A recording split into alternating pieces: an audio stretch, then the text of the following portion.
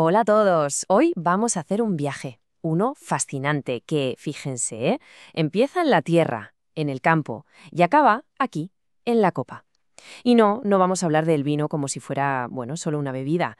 Es mucho más. Es como una cápsula del tiempo, ¿verdad? Dentro hay historia, hay geografía, hay arte.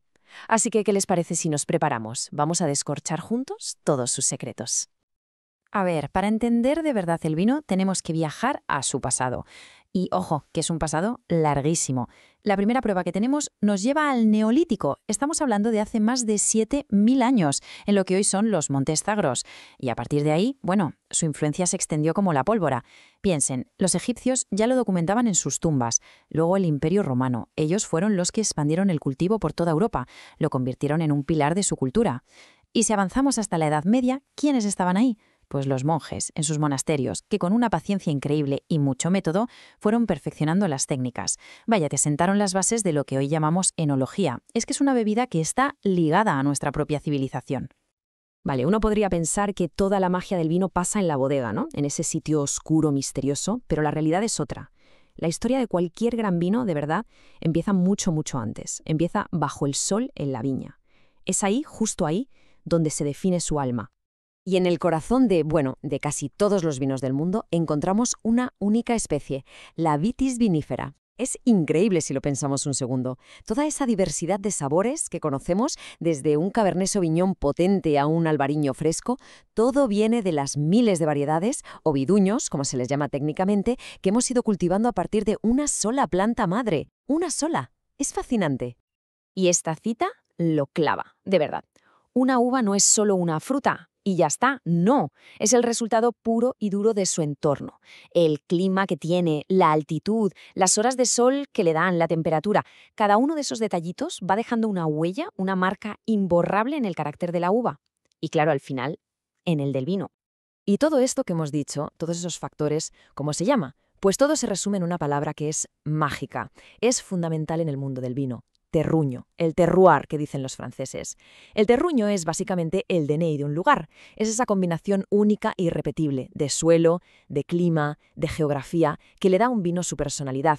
Y esta es la clave para entender por qué una misma uva nos puede dar vinos radicalmente diferentes dependiendo de dónde se haya cultivado.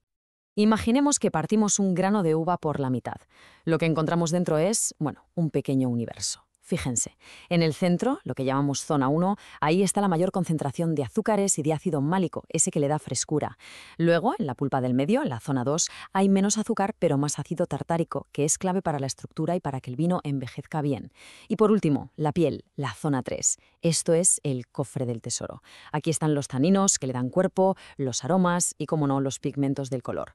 El arte del enólogo es precisamente saber sacar lo mejor de cada una de estas partes. Muy bien, ya tenemos la uva, que ha capturado toda la esencia de su terruño. ¿Y ahora qué? Pues ahora toca llevarla a la bodega.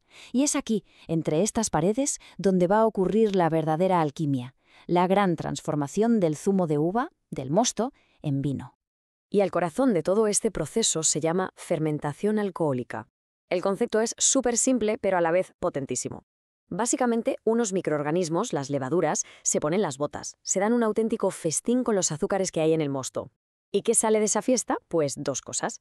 Alcohol etílico, que es lo que le da al vino el cuerpo, la calidez, y dióxido de carbono.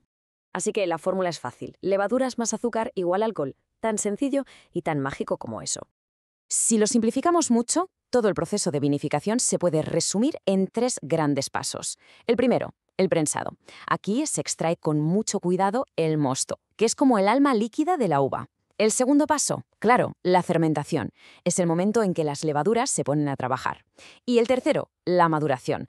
Esta es una fase de reposo, de calma, donde ese vino joven va evolucionando, se va puliendo y va desarrollando todos esos matices complejos que tanto nos gustan. Y ya que hablamos de maduración, tenemos que hablar de la madera, porque aquí juega un papel estelar. Una barrica de roble no es, para nada, un simple recipiente donde guardar el vino. ¿Qué va? La barrica le habla al vino, le aporta sabores y aromas, esas notas de vainilla, de especias, de tostado. También le cede sus propios taninos, que le dan más estructura y le permiten envejecer mejor. Y además, permite que entre una cantidad minúscula de oxígeno, lo que va suavizando el vino poco a poco. Es literalmente un diálogo entre el vino y la madera. Bien, pues este proceso que hemos visto, que es la base de todo, puede dar lugar a una variedad de vinos, bueno, asombrosa. ¿Cómo? Con pequeñas, pero cruciales, variaciones. Cada decisión que toma el enólogo en cada uno de estos pasos es lo que al final define la identidad del vino que nos vamos a encontrar en la copa. A ver, la pregunta del millón. ¿Cuál es la gran diferencia entre hacer un vino tinto y un vino blanco? Pues el secreto, el punto crucial, es uno: el contacto con las pieles de la uva. Para hacer un tinto, el mosto fermenta con las pieles. De ahí saca el color y los taninos. Para un blanco, en cambio, el mosto se separa de las pieles casi al momento. Y aquí viene la gran sorpresa para muchos. Claro que se puede hacer vino blanco con uvas tintas. Simplemente no dejas que el mosto toque la piel. El secreto, insisto, está en las pieles. ¿Y qué pasa con las burbujas? ¿De dónde salen? Pues la diferencia entre un vino tranquilo, sin burbujas, y uno espumoso es tan sencilla como una segunda fermentación. Exacto. Después de la primera fermentación se provoca una segunda, casi siempre dentro de la misma botella. El gas, el dióxido de carbono que se crea, esta vez no tiene por dónde escapar, así que se queda atrapado, disuelto en el vino. Y voilà, ahí tenemos esas burbujas tan características que aparecen cuando descorchamos. Y con esto llegamos al final de nuestro viaje, al destino, la copa. Ahora que sabemos todo el camino que ha recorrido el vino para llegar hasta aquí, la pregunta es, ¿cómo podemos apreciar mejor toda esa historia que contiene? Bueno, pues vamos a ver una estructura muy sencilla para la cata. Antes de nada, una pequeña aclaración, pero que es clave. Solemos usar la palabra aroma para todo, pero en el mundo del vino hay un matiz importante. El aroma como tal son los olores que vienen de la uva, los primarios, la fruta, las flores. ¿Y el buqué? El buqué es otra cosa. Son esos olores más complejos, los que aparecen durante la fermentación y sobre todo durante la crianza, tanto en barrica como en botella. Hablamos de notas de madera, de especias, de cuero, esa es la diferencia. La cata, en realidad, tiene 3 fases muy sencillas. Cualquiera puede hacerlo. Primero, la vista. Miramos el vino, observamos su color, la intensidad, si es brillante. Todo eso ya nos está dando pistas sobre su edad, sobre su cuerpo. Segundo, el olfato. Acercamos la nariz, sin miedo, y tratamos de identificar esos aromas de la uva y ese buqué de la crianza. Y tercero, el gusto. Damos un sorbito, lo paseamos por toda la boca y nos fijamos en el equilibrio. Cómo juegan entre sí el dulzor, la acidez, esa sequedad de los taninos y la calidez del alcohol. Es buscar la armonía. Y para que nos hagamos una idea de la magnitud de todo esto, vamos a ponerlo en perspectiva global. Si miramos los datos de 2021, ¿quiénes son los 3 gigantes de la producción mundial de vino? Pues son Italia, Francia y España. El podium, 3 países con una tradición vinícola que se pierde en el tiempo y que a día de hoy sigan liderando el mercado. Esto nos da una idea clarísima de la importancia histórica y cultural que tiene el vino, sobre todo en el Mediterráneo. Así que la próxima vez que se tenga una copa de vino en la mano, ojalá ya no se vea solo una bebida. Ojalá se pueda ver un paisaje, una historia de miles de años, el trabajo y la pasión de muchísima gente, porque al final cada copa tiene una historia que contar. La única pregunta que queda es, ¿qué historia nos contará la siguiente?